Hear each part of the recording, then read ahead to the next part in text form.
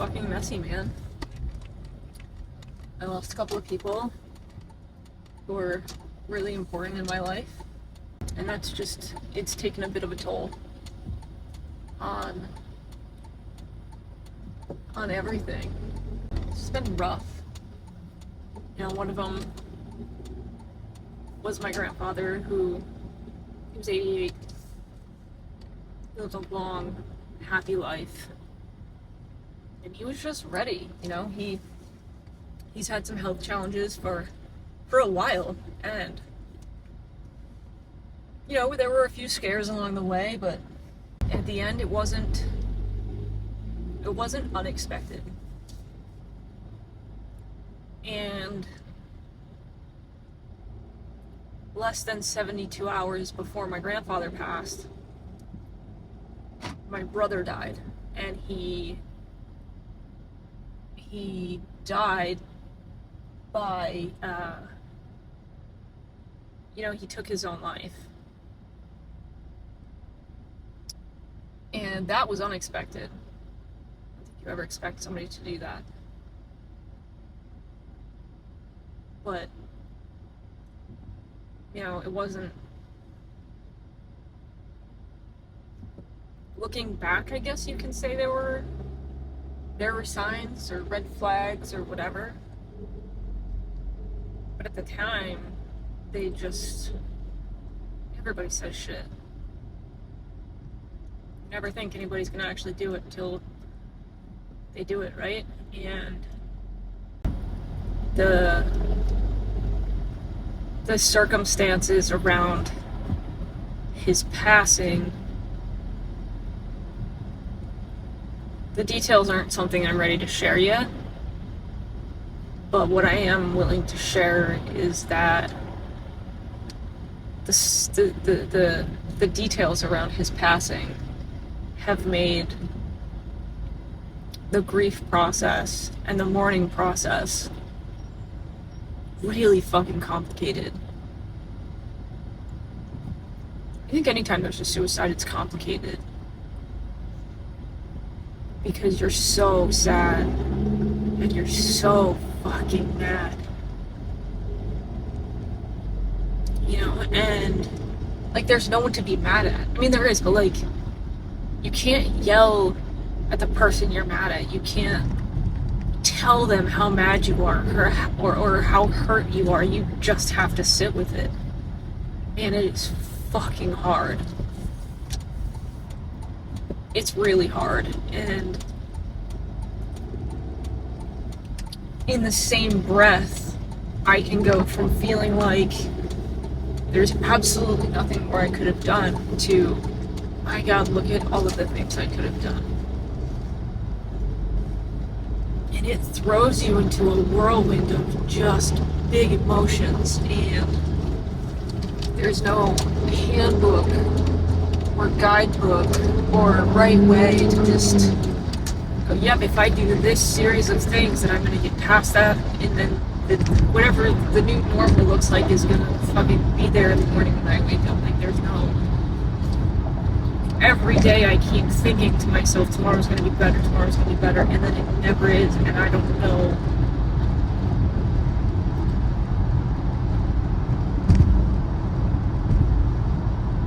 I don't know what I'm supposed to do with that.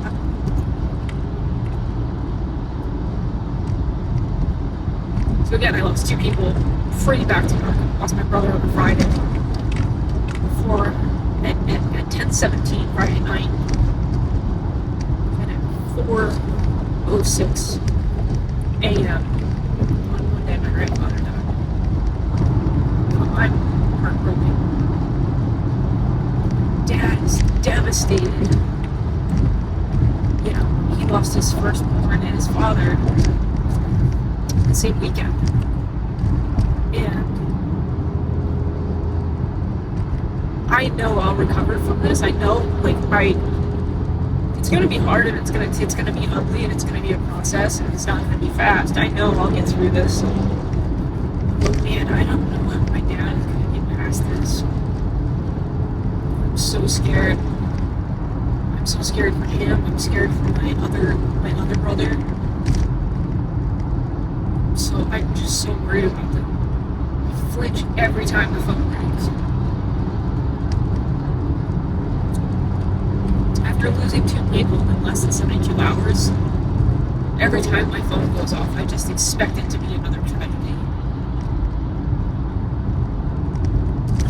And it's like I'm on edge all the time, waiting for the next person, waiting for the next phone call. And that's a pit in your stomach that stops you from eating, or sleeping, or smiling, or laughing. Just waiting for the next tragedy to strike. But there's been a lot of gifts in all of it, and I think so. The brother that I lost was my older brother, and there's him, and then there's me and my twin brother, and my twin and I keep pointing out all the little wins that we've gotten from along the way. And man, those wins are so important. So important. One of the things that I've really come to kind of use as motivation is just the fact that, like, man, mental health is just such a gap. People are suffering so silently, and this isn't the first person I've lost to suicide. I've lost a handful of people along the way, and I think we all battle our demons between mental health, addiction, instant gratification, and this where we are right now is a recipe for fucking disaster. It is a cruel cocktail for just misery. And like I said, I'm using this as a huge push of motivation to really take my health seriously and refocus, because I was, oh my god, October was crazy. I traveled. I might have been home for a total of 10 days. 10 days out of the month. Florida, Utah, and Maine, and just all over the fucking country. So I wasn't sleeping in my own bed. I didn't have my patterns. I didn't have my routines. And everything I was doing in the past to really kind of take care of myself, both from a mental health standpoint and a physical health standpoint, went out the window, to say the least. And I'm recognizing now the devastating fact that that's having on me long term, and like I need to get back to it. So I'm using this as motivation to get back to taking care of myself, my mental health, my physical health. I've got to get back to it. But the other thing that I'm doing is using it as motivation to get back to my creative process of writing my book around self-harm. Now, my brother passed, didn't share my experience with self-harm, but he did share my experience. I mean, not in the traditional sense, not in the I cut myself, I hurt myself, I pinch myself, I burn myself sense. His self-harm showed up primarily through self-sabotage and other addictions, alcohol, drugs, these types of things. And I talked to him before he passed about the book that I was writing. I was like, I'm going to be sharing a lot of my own experiences. He was really supportive of that.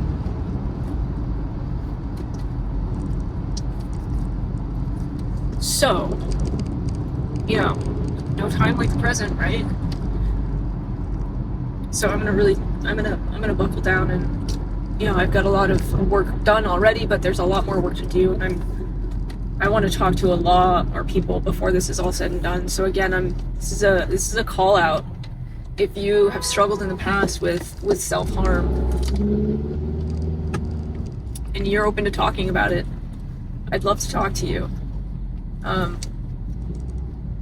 I'm part of what I'm looking to do with this book is really get an understanding, like a crowdsourced understanding of the whys for people, the how they got out of it, the driving factor behind getting started, and the driving factor behind stopping also. Like I wanna really get a lot of input around this so that the book isn't just based on my experience, because my experience isn't the same as your experience, isn't the same as, down the street neighbor's experience. Like we all have our own experiences. And that's not to say that mine can't relate to yours in somehow or align with yours in some way, but I just want to make sure that the book is helpful to as many people as possible.